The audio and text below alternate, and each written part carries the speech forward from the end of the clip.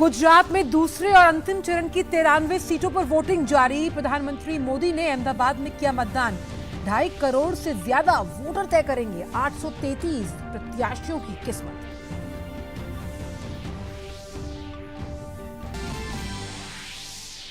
उत्तर प्रदेश में मैनपुरी लोकसभा सीट और रामपुर तथा खतौली विधानसभा सीटों के उपचुनाव के लिए मतदान जारी। ओडिशा की पदमपुर, राजस्थान की सरदार शहर, बिहार की कुरहानी और छत्तीसगढ़ की भानु प्रतापपुर विधानसभा सीट के उपचुनाव के लिए भी डाले जा रहे हैं वोट।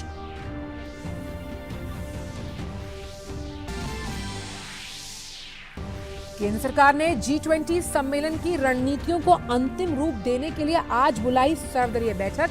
प्रधानमंत्री नरेंद्र मोदी भी सम्मेलन में होंगे शामिल। भारत ने 1 दिसंबर 2022 को औपचारिक रूप से G20 की संभाली थी अध्यक्षता। राष्ट्रपति द्रौपदी मुर्मू के आंध्र प्रदेश दौरे का आज दूसरा दिन। राष्ट्रपति ने की तिरुपति में श्रीवारी मंदिर में वेंकटेश्वर स्वामी की पूजा अर्चना। राष्ट्रपति श्री पद्मावती महिला विश्वविद्यालय में विद्यार्थियों, अध्यापकों और विशिष्ट उपलब्धि प्राप्त करने वाली महिलाओं के साथ करेंगी संवाद। प्रधानमंत्री नरेंद्र मोदी आज नई दिल्ली में भारतीय जनता पार्टी मुख्यालय में पार्टी के राष्ट्रीय पदाधिकारियों की 2 दिन की बैठक का करेंगे उद्घाटन। पार्टी पदाधिकारियों का करेंगे मार्गदर्शन। पार्टी अध्यक्ष जेपी नड्डा करेंगे बैठक की अध्यक्षता।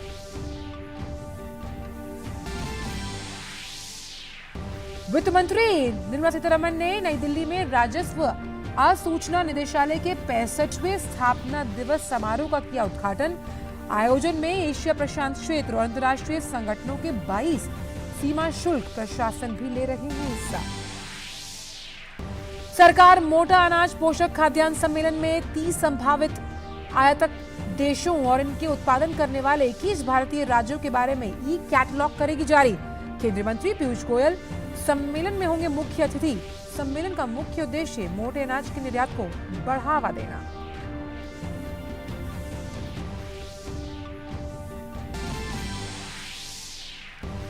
खेल की खबरों में तीसरे दृष्टिबाधित T20 क्रिकेट विश्व कप की आज से भारत में शुरुआत। प्रतियोगिता में भारत समेत 7 टीमें ले रही हैं हिस्सा।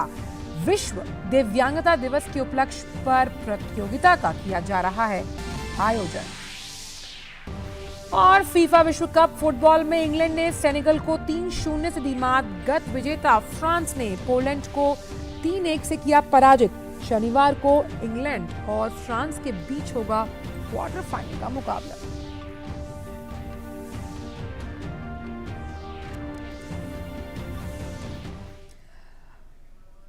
आपको सीधे ले चलते विज्ञान भवन, जहां वित्त मंत्री निर्मला सीतारमण DRI के 65वें स्थापना दिवस में संबोधन दे रही हैं।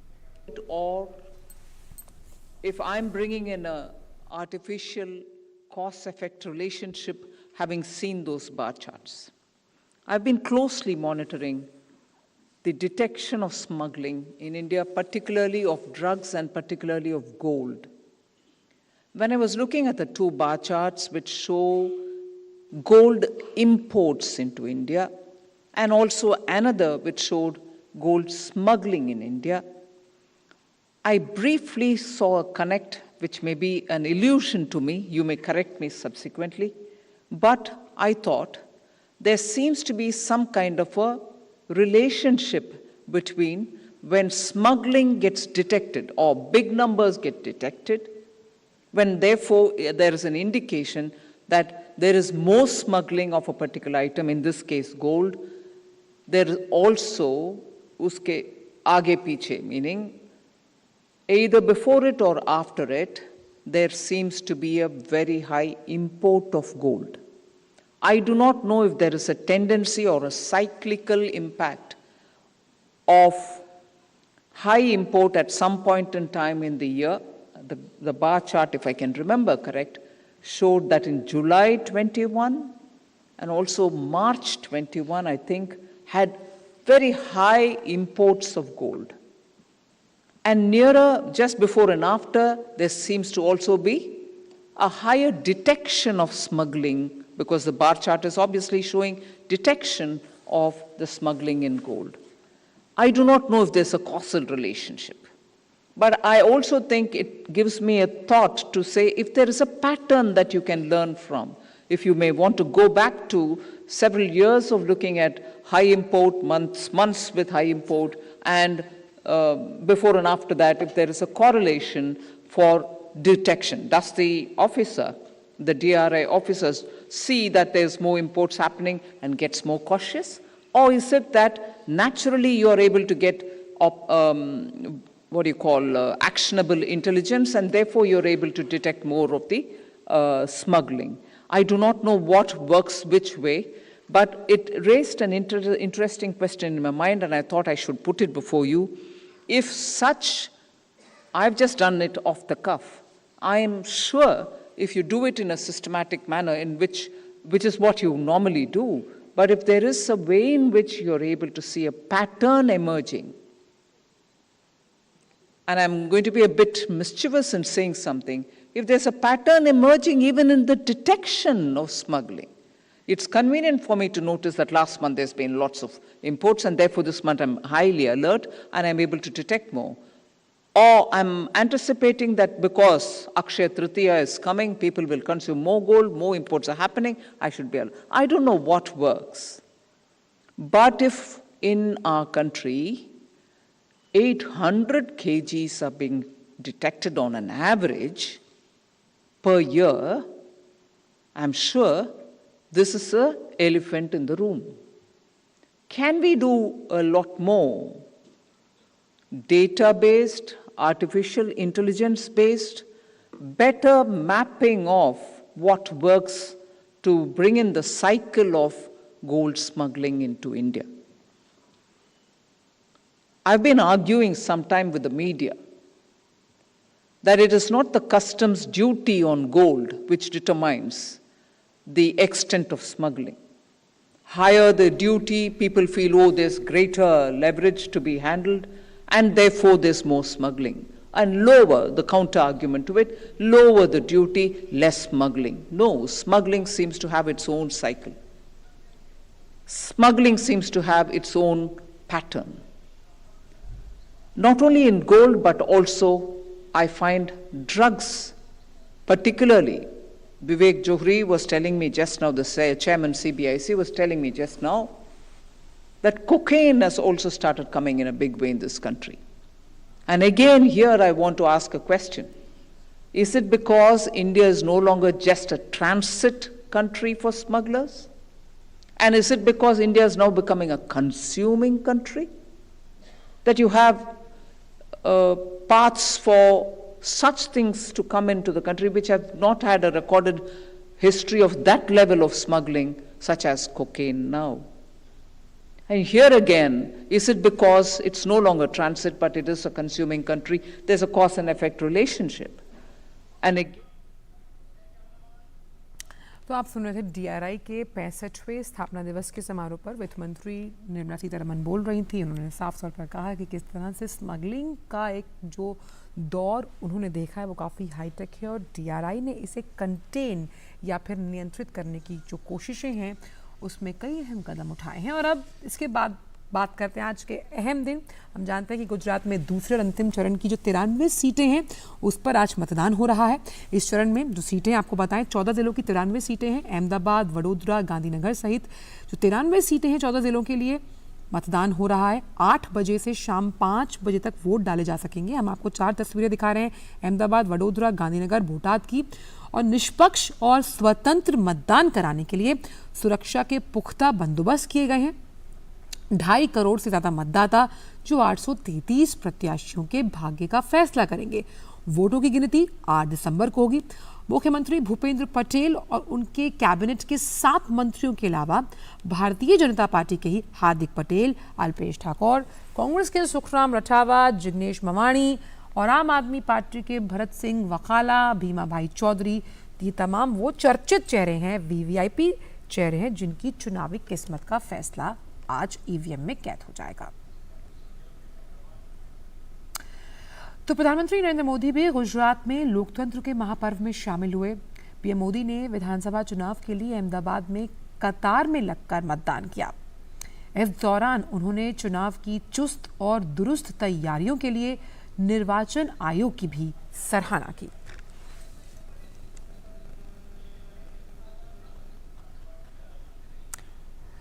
और प्रधानमंत्री नरेंद्र मोदी ने मतदाताओं से बड़ी संख्या में भी अपील की है, वो हम आपको बाद में बताएंगे। लेकिन जब प्रधानमंत्री ने कतार में लगकर वोट डाला, उसके बाद कैसे हम देख सकते हैं इन तस्वीरों के जरिए आम जन के हिसाब से उन्होंने वोट डाला और अपनी भागीदारी इस लोकतंत्र के महापर्व में सुनिश्चित की वोट डालने के बाद। और उसके बाद उन्होंने कैसे इस लोकतंत्र के महापर्व में जिस तरह से गुजरात की जनता ने उत्साहपूर्वक भाग लिया उसके बारे में भी बताया, और कैसे चुनाव आयोग की जो तैयारियां हैं वो कितनी चुस्त और दुरुस्त हैं इसका जिक्र भी किया और कहा कि वो प्रशंसा के योग्य हैं। ये वो प्रक्रिया है जिससे आम जन गुजरता है। प्रधानमंत्री ने भी साबरमती जो विधानसभा सीट है अहमदाबाद में आती है, वहां पर जाकर जो निशान पब्लिक स्कूल है वहां पर जाकर अपने वोट को कास्ट किया। और वोट कास्ट करने के बाद हमने देखा था कि किस तरह से प्रधानमंत्री ने लोगों से भी अपील की कि वो घरों से निकलें और वोट करें। ये आज की सबसे सशक्त तस्वीर जब प्रधानमंत्री ने अपने मत अधिकार का इस्तेमाल कर जन भागीदारी सुनिश्चित की लोकतंत्र के इस महापर्व में।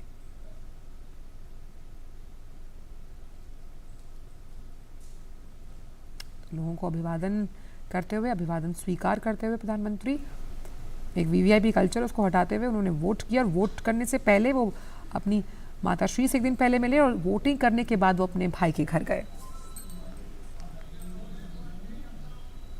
गुजरात के, हिमाचल के और दिल्ली के मतदाताओं ने बहुत ही उत्साह और उमंग के साथ मनाया। मैं लोकतंत्र के उत्सव के लिए देश के नागरिकों का हृदय से अभिनंदन करता हूं, धन्यवाद करता हूं। मैं इलेक्शन कमीशन को भी हृदय से बहुत बहुत बधाई देता हूं कि उन्होंने बहुत ही शानदार तरीके से पूरे विश्व में भारत के लोकतंत्र की प्रतिष्ठा को बढ़े इस प्रकार से चुनाव का संचालन करने की एक महान परंपरा विकसित की है। और उसका एक उत्तम उदाहरण इस चुनाव में भी नजर आया। मैं इलेक्शन कमीशन का भी हृदय से अभिनंदन करता हूं। तो प्रधानमंत्री नरेंद्र मोदी ने मतदाताओं से बड़ी संख्या में वोटिंग करने की अपील की। प्रधानमंत्री ने ट्वीट करते हुए कहा कि गुजरात चुनावों के दूसरे चरण में मतदान कर रहे विशेष रूप से युवा और महिला मतदाताओं से अपील है कि वो बड़ी संख्या में मतदान करें। सभी से उन्होंने अपील की है, खासतौर पे युवा और महिला मतदाताओं से अपील की कि वो घरों से निकलकर वोट करें। वहीं प्रधानमंत्री ने भारत के विभिन्न हिस्सों में उपचुनाव भी हो रहे हैं, मैं उन सभी से आग्रह करता हूं कि जिन सीटों पर उपचुनाव हो रहे हैं वहां पर जाकर बड़ी संख्या में मतदान करें। 5 राज्यों की जो उपचुनाव की सीटें हैं, 7 उपचुनाव सीटें हैं, वहां पर मतदान हो रहा है।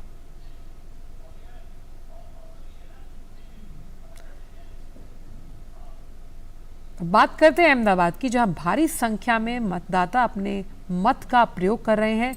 क्या है जनता का मूड, जनता जनार्दन क्या कह रही है, आइए सुनते हैं।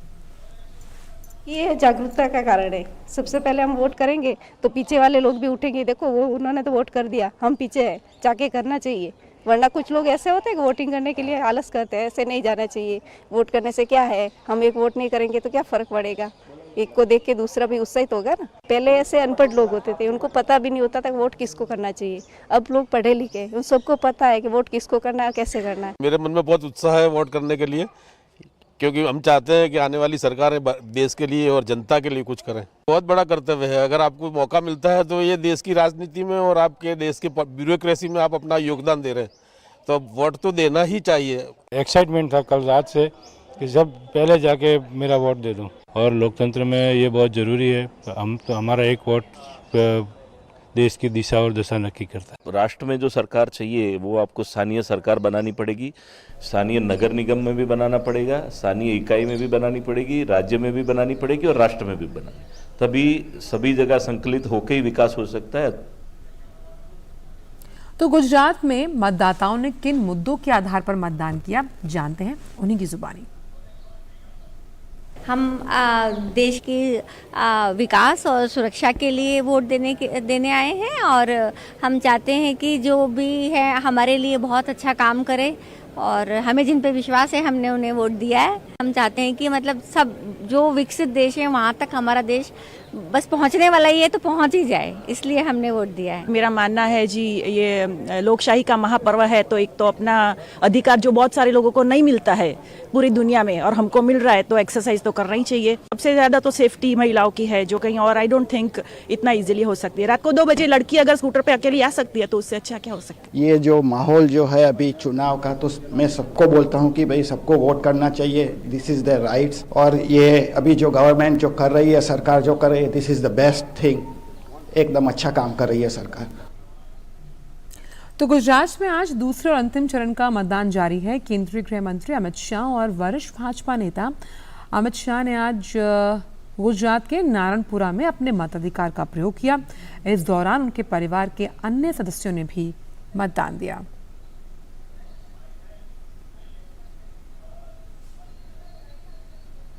तो गुजरात के इस चरण की अगर हम बात करें तो कई ऐसी वीवीआईपी सीट्स के साथ साथ हम कह सकते हैं उम्मीदवार भी हैं जिनकी किस्मत दांव पे है, जिसमें हार्दिक पटेल हैं, अल्पेश ठाकुर हैं, जो इस वक्त वर्तमान मुख्यमंत्री हैं भूपेंद्र पटेल, उनका भी जो उनकी चुनावी किस्मत वो दांव पर है। और अपने मताधिकार का इस्तेमाल करते हुए गृह मंत्री अमित शाह, दूसरे और अंतिम चरण का मतदान जारी है। और आइए सुनते हैं कि अपने मताधिकार का इस्तेमाल करने के बाद गृह मंत्री अमित शाह ने क्या कहा। आज गुजरातना 2022 विधानसभाની ચૂંટણીના બીજા તબક્કાનો મતદાનનો દિવસ છે। સવારથી જ ખૂબ ઉત્સાહપૂર્વક ગુજરાતની જનતા અઢી દાયકાથી વધુ ગુજરાતની વિકાસ યાત્રાના સમર્થનમાં વોટ આપવા માટે ખૂબ ઉમળકાભેર નીકળી છે।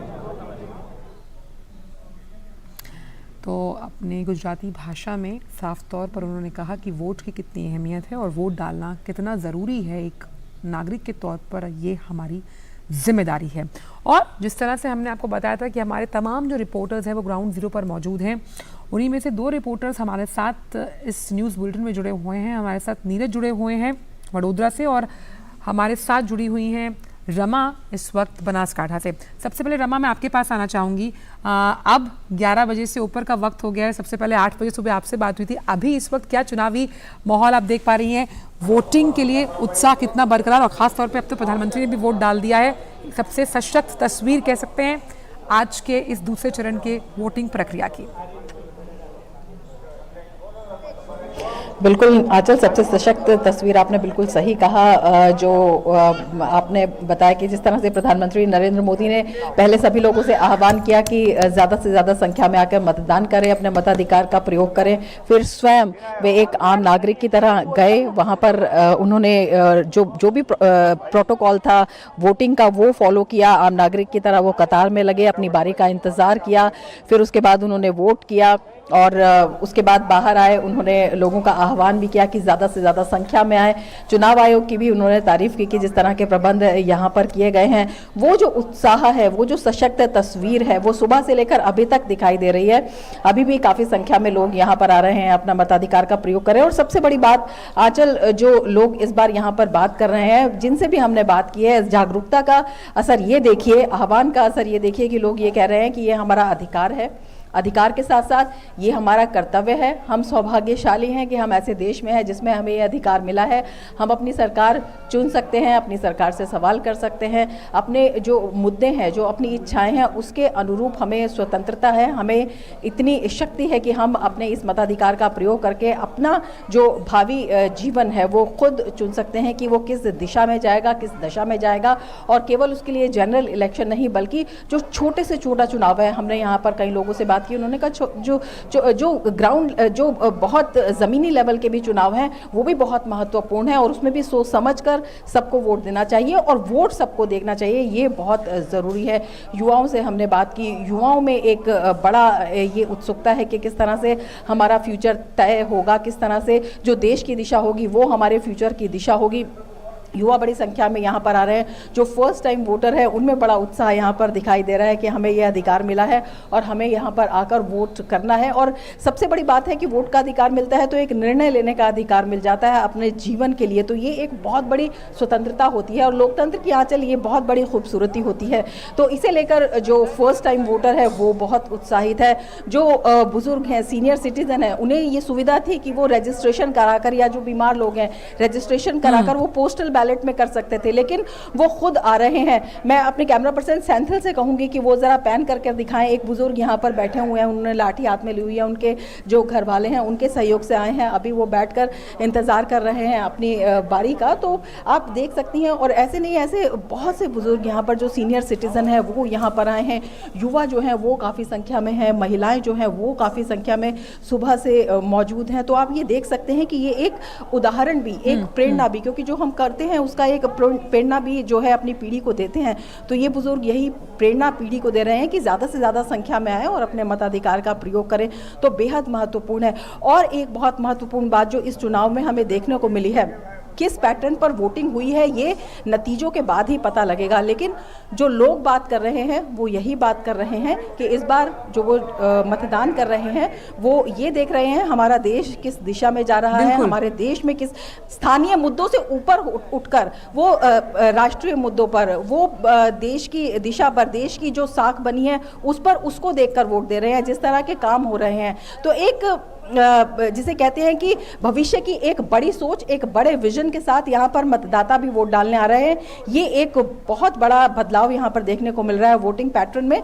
और जिस तरह से जो पहले यहाँ पर मुद्दे होते थे, जो जातिगत समीकरण होते थे या अन्य मुद्दे होते थे, अन्य समीकरण होते थे, उन पर जो विकास का मुद्दा है, अभी जो लोगों से हमारी बातचीत हुई है वो उन पर हावी होता हुआ दिखाई दे रहा है। जिस तरह से बनासकांठा को आप जानते हैं, पूरे एरिया में जो किसान हैं वो काफ़ी संख्या में ज़्यादा है, जो महिला है, सहकारिता का एक बहुत बड़ा मॉडल यहाँ पर जो है पेश हुआ है। तो महिलाओं का सशक्तिकरण, आत्मनिर्भरता उनमें बहुत ज़्यादा आई है। तो उसको देखते हुए जो महिलाएं हैं वो भी किस तरह से उनकी अब भविष्य की दिशा तय होगी, किस तरह से उनके हाथ मजबूत हुए हैं और वो अपने हाथ मजबूत करना चाहेंगी, इस पैटर्न पर यहाँ पर वोटिंग हो रही है। बहुत बड़ा ये फैक्टर यहाँ पर दिखाई दे रहा है किसानों पर, क्योंकि पानी की पहले बहुत समस्या होती थी, तो उनको जिस तरह से जल पहुँचा है, जिस तरह से उन्हें सुविधाएं मिली हैं, उनके खातों में सीधे पैसे पहुँचे हैं, ये एक बहुत बड़ा फैक्टर यहाँ पर साबित हो रहा है।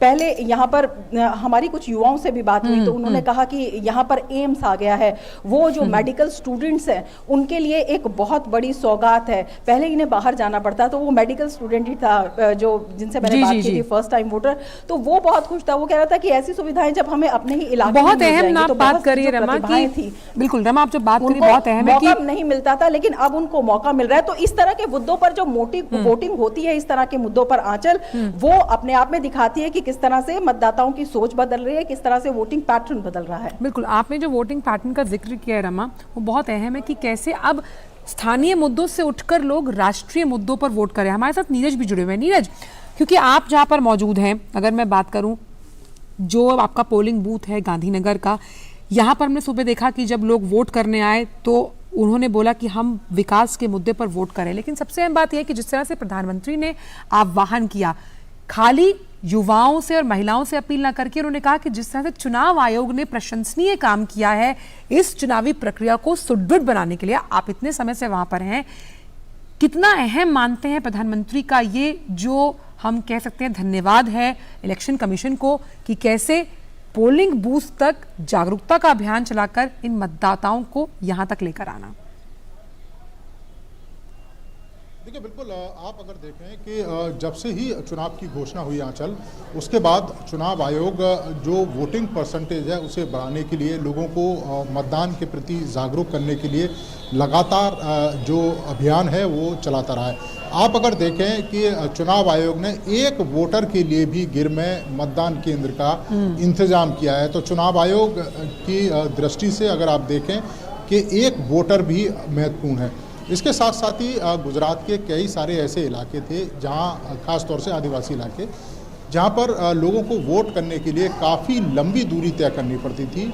उसको देखते हुए चुनाव आयोग ने जो मतदान केंद्र हैं वो एक तरह से कह सकते हैं कि कंटेनर में मतदान केंद्र बनाए हैं। जो बड़े बड़े कंटेनर होते थे उन इलाकों में ले जाकर उन कंटेनरों को रखा गया, वहाँ पर सुरक्षा के इंतजाम किए गए, वहाँ पर पूरे ईवीएम से लेकर दूसरी ज़रूरत की चीज़ें उनके इंतजाम किए गए ताकि जो मतदाता हैं उन्हें लंबी दूरी तय ना करनी पड़े। इसके साथ ही एक सियालबेट एक इलाका है जो पूरा का पूरा टापू का इलाका है, जहाँ पर वोट के द्वारा जो मतदान जो कर्मचारी हैं वो वहाँ पर पहुँचे और उन्होंने वहाँ पर मतदान केंद्र स्थापित किया ताकि जो लोग हैं वो अपने मत का प्रयोग कर सकें। इसके अलावा पूरे गुजरात में अगर आप देखें कि किस तरह से सखी मतदान केंद्र बनाए गए, किस तरह से इन्वायरमेंट फ्रेंडली मतदान केंद्र बनाए गए। जो पशुपालक हैं, जो किसान हैं, वो अपने पशुओं को लेकर भी मतदान केंद्रों पर पहुंच सकते हैं, उसका इंतजाम भी चुनाव आयोग ने किया। आदिवासी मतदान केंद्र बनाए गए, दिव्यांग मतदान जो केंद्र हैं वो बनाए गए। इसके अलावा जो बुजुर्ग और दिव्यांग मतदाता हैं वो अपने घरों से ही वोट कर सकते हैं, उसका इंतजाम चुनाव आयोग ने किया। 80 साल से ज़्यादा की उम्र के लोग जो मतदान केंद्रों पर पहुंचना चाहते हैं और वहां आकर मतदान करना चाहते हैं तो उनके लिए पिक और ड्रॉप की जो सुविधा है वो बिल्कुल फ्री चुनाव आयोग ने शुरू करी। तो आप देख सकते हैं कि किस तरह से इंतजाम किए। इसके साथ साथ ही एक चीज़ का जिक्र और मैं करूँगा आंचल, कि कई सारे आदिवासी इलाके ऐसे थे जहां पर इंटरनेट कनेक्टिविटी उतनी बेहतर नहीं थी, वहां पर मोबाइल जो सिग्नल है वो भी ठीक तरीके से नहीं आता था। तो उसके लिए चुनाव आयोग ने वहां पे वैकल्पिक इंतजाम किए। जो मोबाइल इंटरनेट कनेक्टिविटी वैन है वो वहाँ पर भेजी गई, वॉकी टॉकी वहाँ पर भेजे गए ताकि वहाँ पर मतदान है वो सुचारू रूप से संपन्न हो सके। तो इस तरह के इंतजाम चुनाव आयोग ने किए। दूसरी अगर आप देखें कि इस बार के चुनाव में तमाम पॉलिटिकल पार्टियां क्यों फर्स्ट टाइम वोटर है उसको ज़्यादा से ज़्यादा वोट करने की बात कर रहे हैं। प्रधानमंत्री ने भी आपने देखा होगा किस तरह से वोटरों से अपील की कि वो मतदान केंद्रों पर पहुँचें और अपने लोकतंत्र में अपनी भागीदारी सुनिश्चित करें। और उन्हीं की अपील का असर है। हमारे कैमरामैन अजीत आपको इन दृश्यों को दिखा रहे हैं कि उसके बाद सुबह से ही जो लोग हैं वो काफ़ी नहीं निकल पे आ रहे थे, लेकिन अब अगर आप देखें आंचल, बड़ी संख्या में जो लोग हैं वो मतदान केंद्रों पर निकल कर आ रहे हैं। प्रधानमंत्री ने वोट किया, जिस तरीके से प्रधानमंत्री लाइन में खड़े हुए साधारण तरीके से उन्होंने वोट किया, उसके बाद लोगों से अपील की, तो उसका जो असर है वो दिखाई दे रहा है। 11 लाख के करीब फर्स्ट टाइम वोटर हैं आंचल। और पिछली बार जी आंचल आप कुछ कह रहे हैं? नहीं, आप कहिए, अपनी बात कंप्लीट कीजिए नीरज। हाँ आंचल, मैं ये कह रहा था कि इस बार चुनाव में 11.5 लाख के करीब फर्स्ट टाइम वोटर हैं और ये वो वोटर हैं जो 30 से 40 सीटों पर काफ़ी महत्वपूर्ण भूमिका निभा सकते हैं। और 30 से 40 सीटों का जिक्र इसलिए मैं आंचल कर रहा था क्योंकि 170 से लेकर 3-3.5 हजार के बीच में हार जीत का अंतर था। तो ये 30-40 सीटें कितनी महत्वपूर्ण साबित हो सकती हैं, ये फर्स्ट टाइम का जो वोटर है वो डिसाइड करेगा।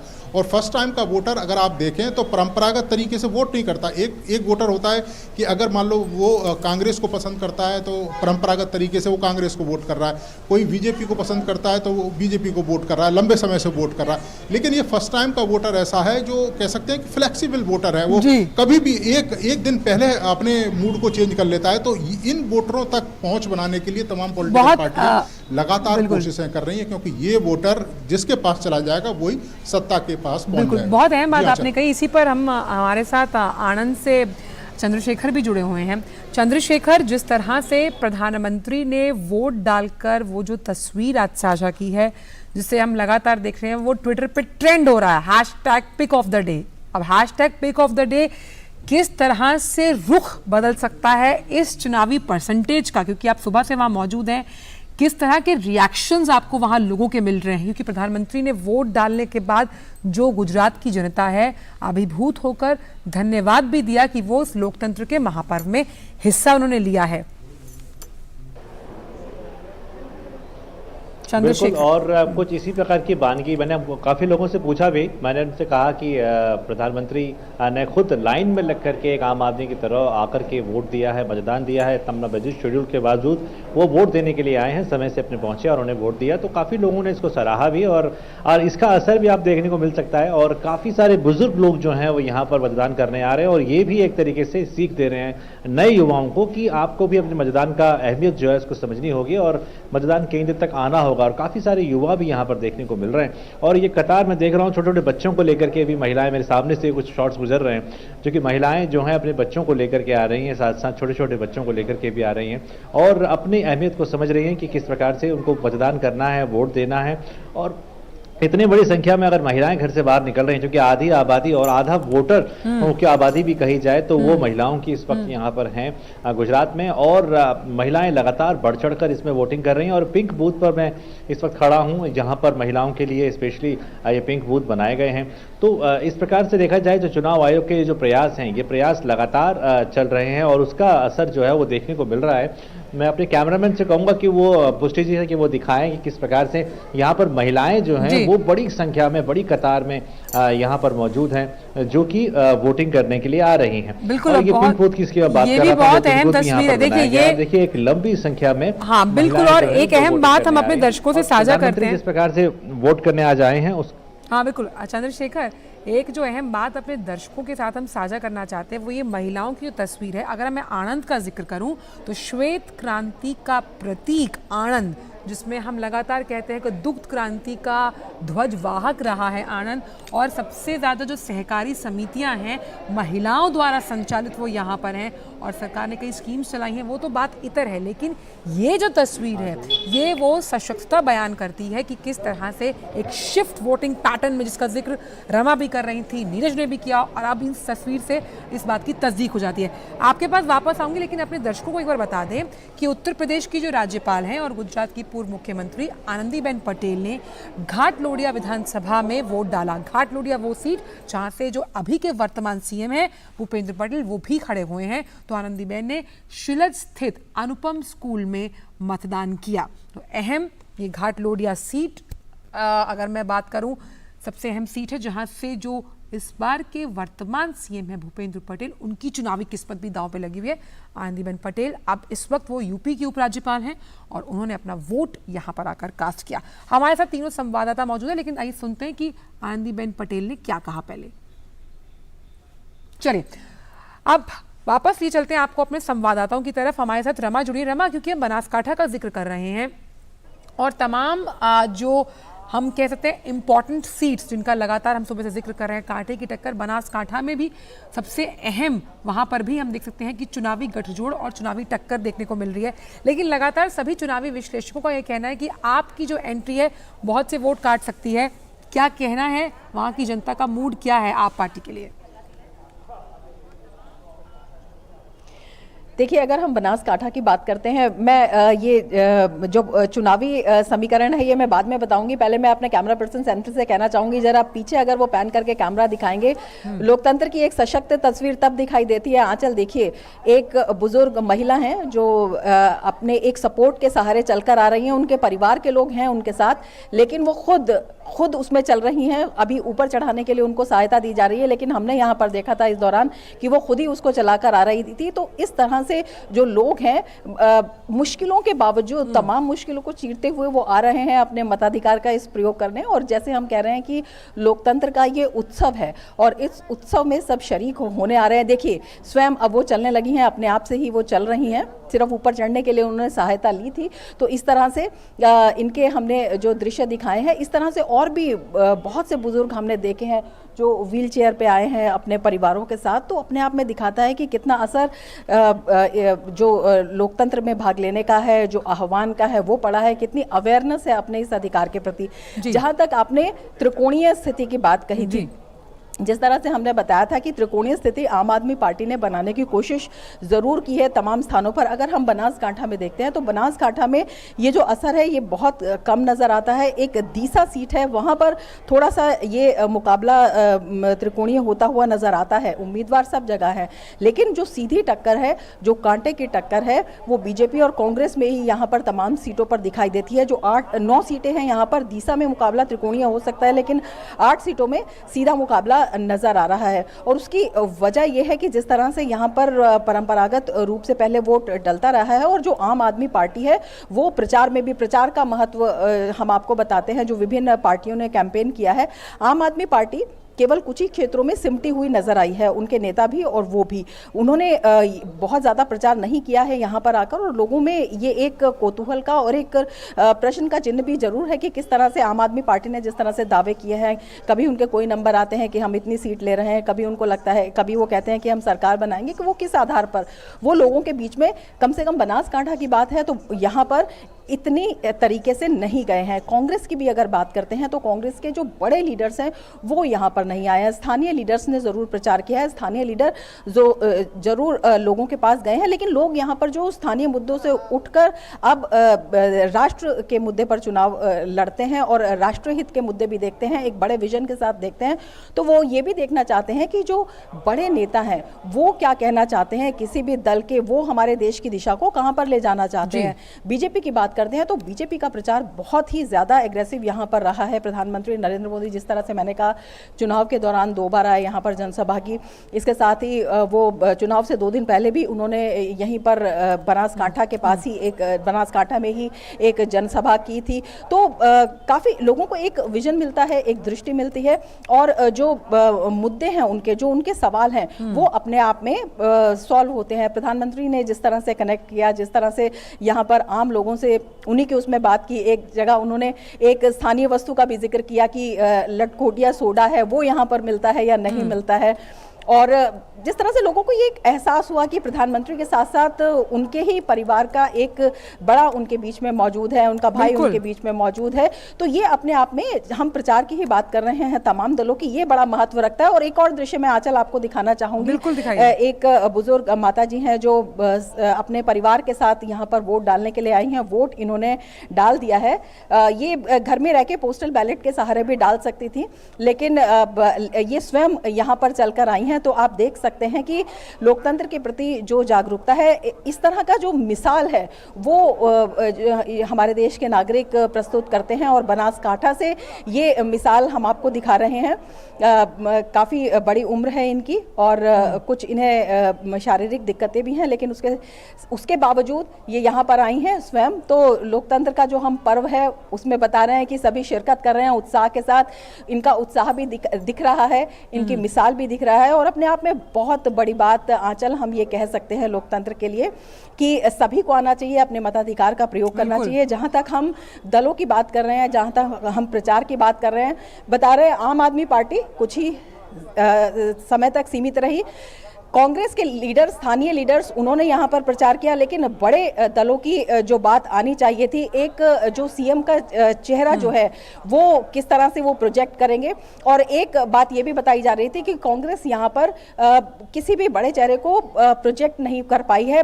चुनाव से पहले उन्होंने बहुत अहम बात अब करी, लेकिन वो भी चर्चा का विषय बनी, और उसमें भी लोगों को सवाल था कि 2 दिन पहले ये घोषणाएं क्यों की जा रही हैं। अब जो वोटर है उसको आप बेवकूफ नहीं बना सकते हैं, वोटर सब जानता है किसने ये जो बयानबाजी का दौर है, ये कांग्रेस का कर रहा है। जो यहाँ पर काम हुए हैं उसमें भी जो है जनता के मन में कई सवाल हैं। तो जो प्रचार की बात कर रहे हैं उसमें आप समझ सकते हैं कि अपने आप ये जो प्रचार की लड़ाई है वो भी किस तरह से यहाँ पर इफेक्टिव रही है, किस तरह से यहाँ पर प्रभाव पड़ा है। त्रिकोणीय यहाँ पर लड़ाई बनाने की कोशिश की गई, लेकिन एक सीट को छोड़कर बाकी सीटों पर बनती हुई आंचल दिखाई नहीं दे रही है। बिल्कुल, बहुत अहम, आपने बहुत अच्छा विश्लेषण करके हमें समझाने की कोशिश की कि त्रिकोणीय मुकाबला बनाने की कोशिश है। लेकिन हमारे साथ वडोदरा से क्योंकि नीरज मौजूद है। नीरज, लगातार क्योंकि जो बात रमा कह रही है उसी को मैं आगे लेके जाती हूँ कि कुछ अभी चुनाव प्रचार से कुछ एक आध दिन पहले जो बयानबाजी कांग्रेस की तरफ से आई कि हम एक ओबीसी चेहरा शायद सीएम के तौर पर प्रोजेक्ट करते हैं, अब आज के सोशल मीडिया के परिपक्व दौर में जब वोटर जागरूक हो रहा है, फर्स्ट टाइम वोटर्स भी हैं, जैसे कि आपने कहा वो फ्लेक्सिबल वोटर हैं, वो किसी की नहीं सुनते, अपनी दिल की बात सुनते हैं। ऐसे में इस तरह का दांव खेलना कितना कारगर साबित होगा, खासतौर पे मध्य और उत्तर गुजरात के लिए, जहां पर अब मैंडेट बढ़ाना दोनों ही पार्टियों के लिए बहुत अहम है चुनावी जंग जीतने के लिए। देखिए बिल्कुल आंचल आप सही कह रही हैं, और क्योंकि इस तरह की जो बयानबाजी है वो निश्चित तौर पर कहीं ना कहीं जो असर है वो भी डालती है। अब चूंकि मैं फर्स्ट टाइम वोटरों का आंचल जिक्र कर रहा था और ये बता भी रहा था कि जो फर्स्ट टाइम वोटर हैं जो सोशल साइट्स पर ज़्यादा जो एक्टिव है वो रहते हैं और कहीं ना कहीं उनसे प्रभावित भी होते हैं, और यही कारण है कि आप अगर देखें कि तमाम जो पॉलिटिकल पार्टियां हैं अपने जो कैंपेन है वो सोशल साइट्स पर ज़्यादा कह सकते हैं कि अग्रेसिव तरीके से करती हैं ताकि बड़ी संख्या में जो वोटर हैं उन तक पहुंच सकें। दूसरी जिस तरह की राजनीति पिछले एक महीने के अंदर गुजरात के अंदर देखने को मिली, भारतीय जनता पार्टी ने शुरू ज़रूर किया था कि विकास के मुद्दे पर जो चुनाव है वो लड़ा जाए, और लगातार भारतीय जनता पार्टी की तरफ से ये कहा गया था कि पिछले 27 सालों में जिस तरीके का विकास गुजरात के अंदर देखने को मिल रहा है वो दूसरे राज्यों में उस तरह का जो विकास है वो देखने को नहीं मिला। आप अगर देखें कि उसके बाद लगातार जिस तरह के आरोप प्रत्यारोप शुरू हुए गुजरात की राजनीति में, खासतौर से प्रधानमंत्री को भी टारगेट किया गया, इसके अलावा आम आदमी पार्टी और कांग्रेस पार्टी की तरफ से तमाम आपत्तिजनक जो टिप्पणियां हैं वो उनके ऊपर की गई। कभी औकात दिखाने की बात की गई, कभी रावण से जो संज्ञा है उनको संज्ञा उनकी करने की कोशिश की गई। तो ये तमाम ऐसी बातें हैं जो कहीं ना कहीं गुजरात की राजनीति को भी प्रभावित करते हैं, क्योंकि गुजरात की जो अस्मिता है, गुजरात के जो लोग हैं वो अपने प्रधानमंत्री को अपना एक अभिभावक के तौर पर देखते हैं, और अगर उनके ऊपर इस तरह की कोई टीका टिप्पणी होती है, इस तरह का कोई व्यक्तिगत प्रहार होता है, तो गुजरात के जो लोग हैं वो अपने ऊपर उस प्रहार को मानते हैं। और उस समय हमने तमाम लोगों से बात भी की थी आंचल, और उन लोगों का ये कहना था कि इस तरह के आरोप पॉलिटिकल पार्टियों को नहीं लगाने चाहिए, चाहे कांग्रेस पार्टी की तरफ से। आरोप प्रत्यारोप का जो दौर है वो तो अब खत्म सा हुआ, क्योंकि हम जान पा रहे हैं समय मेरे पास कम है, लेकिन आरोप प्रत्यारोप का जो ये दौर है ये रैलियों में चलता है, लेकिन ये रैलियों में जो मतदाता है वो कितना जागरूक है और मुद्दों पर आकर वोट कर रहा है, समझदार हो गया है, और उसे बेवकूफ़ बनाना इतना आसान नहीं, क्योंकि पब्लिक सब जानती है। इसका फैसला अब 8 दिसंबर को होगा। आपका बहुत बहुत शुक्रिया आनंद से चंद्रशेखर, और आपका भी बहुत बहुत शुक्रिया वडोदरा से नीरज, साथी रमा, आपका भी बहुत बहुत शुक्रिया इन तमाम चुनावी अपडेट्स को हमारे दर्शकों तक पहुंचाने के लिए। वहीं दिल्ली के उपराज्यपाल विनय कुमार सक्सेना ने अहमदाबाद में मतदान किया। इस दौरान उन्होंने कहा कि हर व्यक्ति को वोट डालना चाहिए, और आज मैं सभी से यही अपील करूंगा कि वो ज़्यादा से ज़्यादा वोट करें और लोकतंत्र को मजबूत करें।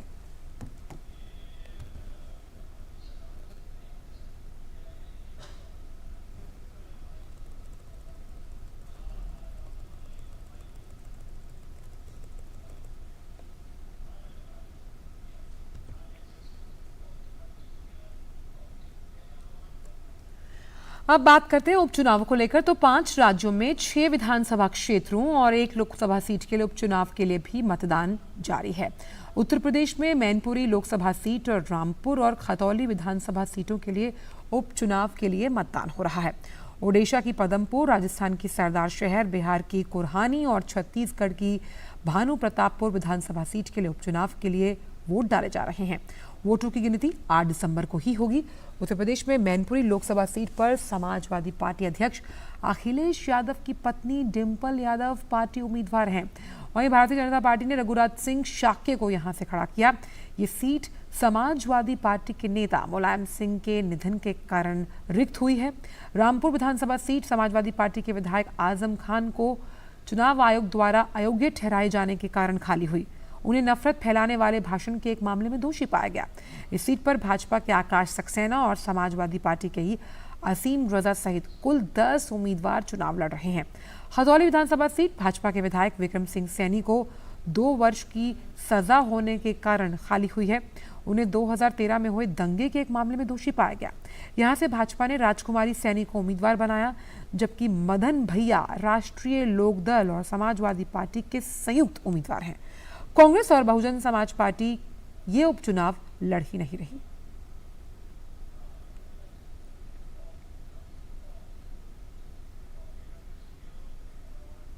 रुक करते हैं चुनाव से इतर अब कुछ अन्य खबरों का। राष्ट्रपति द्रौपदी मुर्मू के आंध्र प्रदेश दौरे का आज दूसरा दिन।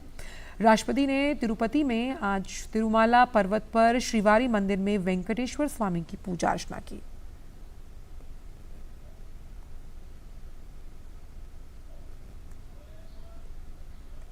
इसके बाद राष्ट्रपति द्रौपदी मुर्मू तिरुपति में श्री पद्मावती महिला विश्वविद्यालय का दौरा करेंगी। यहां वो छात्रों, शिक्षकों, महिला स्वयं सहायता समूहों के सदस्यों तथा उपलब्धि हासिल करने वाली महिलाओं से बातचीत करेंगी। राष्ट्रपति आज ही तिरुपति से नई दिल्ली के लिए वापस रवाना होंगी। गौरतलब है कि राष्ट्रपति मुर्मू रविवार से आंध्र प्रदेश के 2 दिवसीय दौरे पर हैं।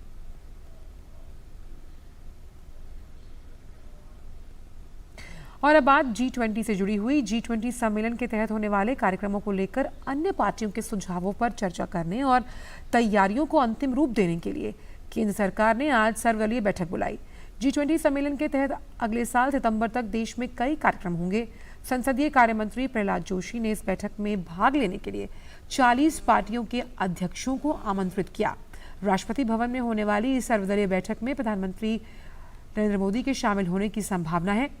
1 दिसंबर 2022 को भारत ने औपचारिक रूप से G20 की अध्यक्षता संभाल ली। इस सम्मेलन की अध्यक्षता के दौरान देश के 32 शहरों में 200 से अधिक कार्यक्रम आयोजित किए जाने हैं।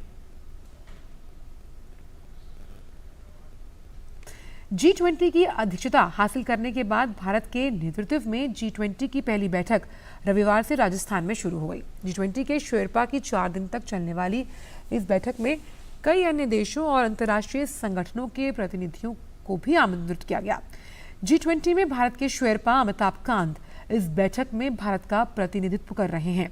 इस बैठक में मौजूदा समय की बड़ी चुनौतियों समेत अन्य प्रमुख मुद्दों पर फोकस होगा, जिसमें परिवर्तन, हरित विकास, लाइफ यानी लाइफस्टाइल फॉर एनवायरनमेंट, महिला की अगुवाई में विकास, सतत विकास के कार्यान्वयन में तेजी लाना, समावेशी और लचीले विकास को सुगम बनाना, इस पर मंथन होगा। इस बैठक में इस बारे में जानकारी देते हुए भारतीय शेरपा अमिताभ कांत ने कहा कि ये बैठक सभी देशों को एक कॉमन मिनिमम प्रोग्राम तय करने में मदद करेगी।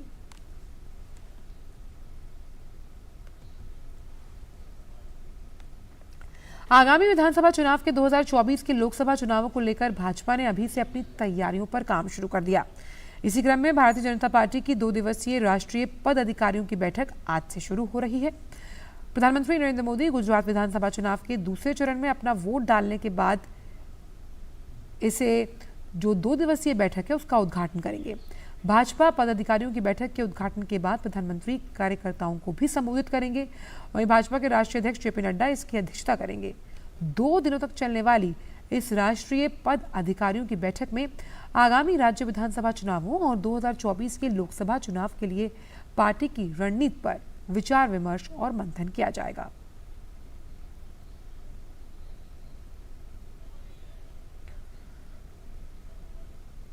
परमाणु ऊर्जा और अंतरिक्ष राज्य मंत्री डॉक्टर जितेंद्र सिंह आज से संयुक्त अरब अमीरात में शुरू हो रही आबू धाबी अंतरिक्ष परिचर्चा में भारतीय प्रतिनिधिमंडल का नेतृत्व करेंगे।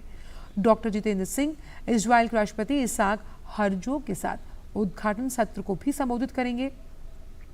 2 दिवसीय इस कार्यक्रम में डॉक्टर जितेंद्र सिंह अंतरिक्ष कूटनीति और अंतर्राष्ट्रीय सहयोग को सक्षम बनाने में विदेश नीति की भूमिका विषय पर मंत्री स्तरीय पूर्ण बैठक में भी भाग लेंगे। इसके अलावा डॉक्टर जितेंद्र सिंह संयुक्त अरब अमीरात के उन्नत प्रौद्योगिकी राज्य मंत्री और अंतरिक्ष एजेंसी की प्रमुख सारा अल अमीरी के साथ भी शिष्टमंडल स्तर की वार्ता करेंगे। बैठक में अंतरिक्ष क्षेत्र में द्विपक्षीय सहयोग मजबूत करने पर बातचीत होगी। भारत और संयुक्त अरब अमीरात के बीच आधुनिक और उभरती अंतरिक्ष तकनीक पर संयुक्त स्टार्टअप शुरू करने पर भी चर्चा की जाएगी। आबू धाबी रवाना होने से पहले डॉक्टर जितेंद्र सिंह ने कहा कि भारत और संयुक्त अरब अमीरात अंतरिक्ष सहयोग बढ़ाने को प्राथमिकता देते हैं। उन्होंने बताया कि भारतीय अंतरिक्ष अनुसंधान संगठन और संयुक्त अरब अमीरात अंतरिक्ष एजेंसी ने वर्ष 2016 में शांतिपूर्ण उद्देश्यों के लिए अंतरिक्ष के प्रयोग के संबंध में समझौता ज्ञापन पर हस्ताक्षर किए थे। विदेश मंत्री एस जयशंकर आज नई दिल्ली में जर्मनी की विदेश मंत्री अनालेना बेयरबाख के साथ बैठक करेंगे। बेयरबाख 2 दिन की भारत की आधिकारिक यात्रा पर हैं। विदेश मंत्रालय ने बताया कि दोनों नेताओं के बीच विभिन्न द्विपक्षीय मुद्दों पर विचार विमर्श होगा।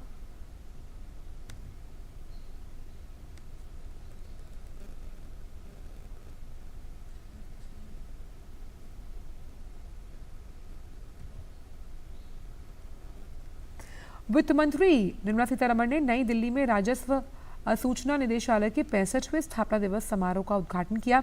इस कार्यक्रम को अभी 2 दिनों तक चलाया जाएगा। इस मौके पर उन्होंने भारत में तस्करी संबंधित रिपोर्ट के नवीनतम संस्करण का विमोचन किया। इस आयोजन में एशिया प्रशांत क्षेत्र और अंतर्राष्ट्रीय संगठनों के 22 सीमा शुल्क प्रशासनों को आमंत्रित किया गया। कार्यक्रम के दौरान 8वीं क्षेत्रीय सीमा शुल्क प्रवर्तन की बैठक भी होगी।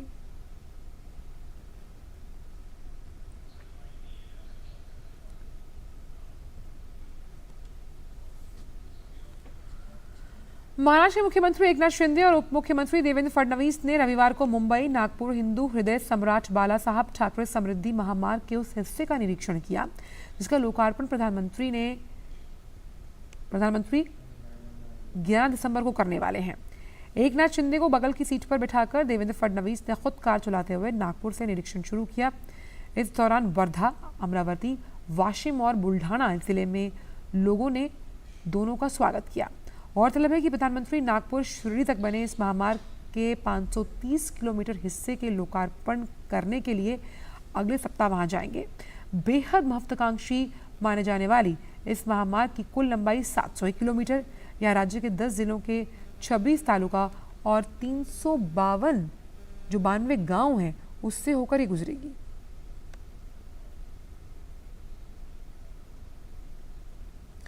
केंद्रीय वाणिज्य और उद्योग मंत्री पीयूष गोयल आज नई दिल्ली में मोटा अनाज पोषक खाद्यान्न सम्मेलन में मुख्य अतिथि के रूप में शामिल होंगे।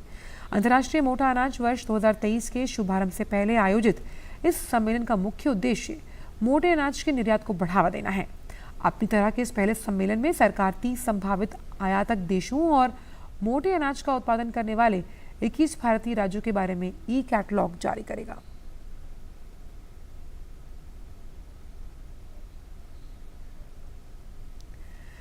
लद्दाख चांगथांग क्षेत्र के हनले गांव में भारत का पहला डार्क नाइट स्काई रिजर्व बनने के लिए तैयार है। हनली में लगभग 18 स्थानों पर तारों को देखने के लिए शक्तिशाली दूरबीनें स्थापित की जाएंगी। केंद्र शासित प्रदेश लद्दाख के प्रशासन ने हनले गांव के प्रशिक्षित युवाओं को 18 टेलीस्कोप बांटे। हनले की अपनी पहली यात्रा पर पहुंचे लद्दाख के लेफ्टिनेंट गवर्नर R.K. माथुर क्षेत्र में एस्ट्रो पर्यटन संभावनाओं को लेकर आश्वस्त नजर आए। एस्ट्रो पर्यटन से आसपास के इलाकों में रोजगार के साथ साथ जो उद्योग के अवसर हैं वो भी खुलेंगे।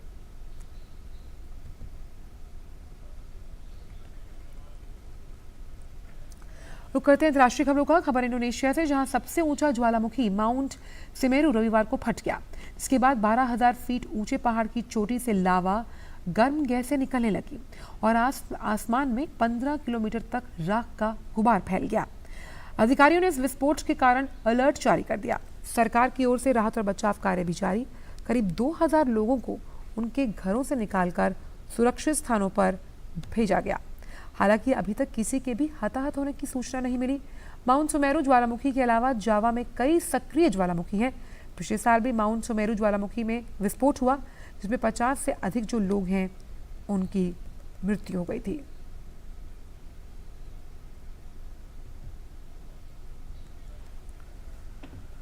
रूस द्वारा यूक्रेन के ऊर्जा बुनियादी ढांचों को निशाना बनाने के बाद राजधानी कीव के लोगों को कड़ाके की ठंड का सामना करना पड़ रहा है।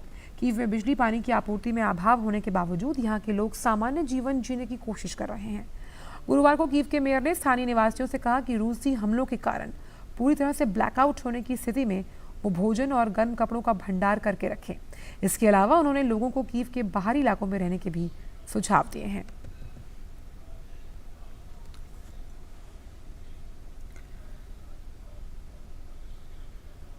रुक करते हैं खेल की खबरों का। दृष्टि बाधितों के लिए T20 विश्व कप क्रिकेट टूर्नामेंट का आयोजन आज से भारत में शुरू हो रहा है। टूर्नामेंट का उद्घाटन आज गुरुग्राम के ताऊ देवीलाल इंडोर स्टेडियम में होगा। 17 दिसंबर तक चलने वाली इस प्रतियोगिता में भारत समेत ऑस्ट्रेलिया, बांग्लादेश, नेपाल, पाकिस्तान, दक्षिण अफ्रीका और श्रीलंका की टीम हिस्सा ले रही है। इस टूर्नामेंट में कुल 24 मैच देश के 9 शहरों में खेले जाएंगे। इसका आयोजन विश्व विकलांगता दिवस समारोह को सार्वभौमिक रूप से चिन्हित किए जाने के लिए हो रहा है। भारतीय दिग्गज क्रिकेटर युवराज सिंह को दृष्टिबाधितों के T20 विश्व कप का ब्रांड एम्बेसडर चुना गया है।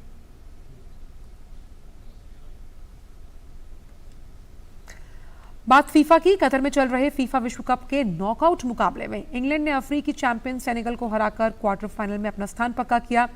रविवार शाम खेले गए प्री क्वार्टर फाइनल मुकाबले में इंग्लैंड के सेनेगल के खिलाफ 3-0 से एक तरफा जीत हासिल की गई है। इस मैच में इंग्लैंड के लिए पहला गोल 38वें मिनट में जॉर्डन हेंडरसन ने किया, जबकि सेनेगल के गोल पोस्ट में अन्य 2 गोल कप्तान हैरी केन और युवा स्टार बुकायो साका ने दागे। अब क्वार्टर फाइनल में इंग्लैंड का मुकाबला गत चैंपियन फ्रांस से। वहीं अन्य मुकाबले में फ्रांस ने पोलैंड को हराकर क्वार्टर फाइनल में जगह पक्की कर ली। रविवार देर रात खेले गए इस मुकाबले में गत चैंपियन फ्रांस ने पोलैंड को 3-1 के अंतर से हरा दिया। मुकाबले का पहला गोल 44वें मिनट में फ्रांस की तरफ से ओलिवर जिरूड ने किया, जबकि अन्य 2 गोल युवा स्टार किलियन एम्बापे ने दागे। एम्बापे ने फ्रांस के लिए पहला गोल 74वें मिनट में, जबकि दूसरा गोल मैच के अंतिम मिले अतिरिक्त समय में दागा।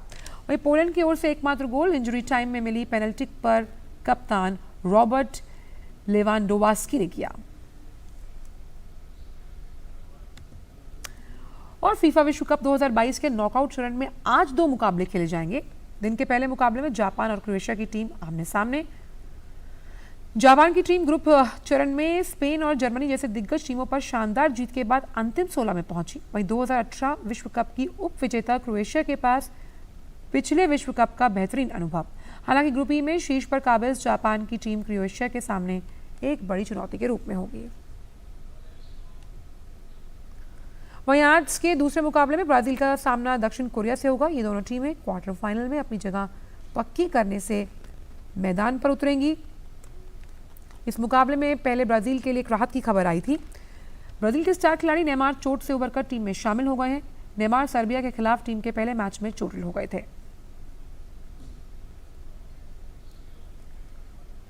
बात क्रिकेट को लेकर, बांग्लादेश ने 3 मैचों की वनडे सीरीज के पहले मुकाबले में भारत को 1 विकेट से हरा दिया। इस जीत के साथ बांग्लादेश ने सीरीज में 1-0 की बढ़त बना ली। भारत द्वारा दिए गए लक्ष्य का पीछा करने उतरी बांग्लादेश की टीम ने पहली गेंद पर ही नजमुल हुसैन का विकेट गंवा दिया। इसके बाद बांग्लादेश ने एक के बाद एक 8 विकेट गंवाए। बांग्लादेश का 9वां विकेट 136 रन के स्कोर पर गिरा।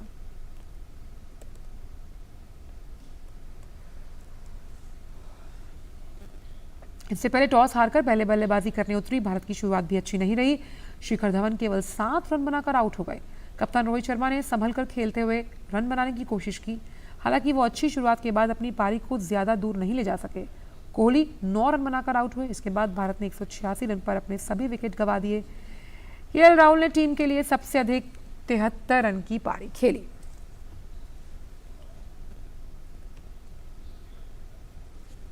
फिलहाल समाचारों में इतना ही। दीजिए इजाजत। नमस्कार।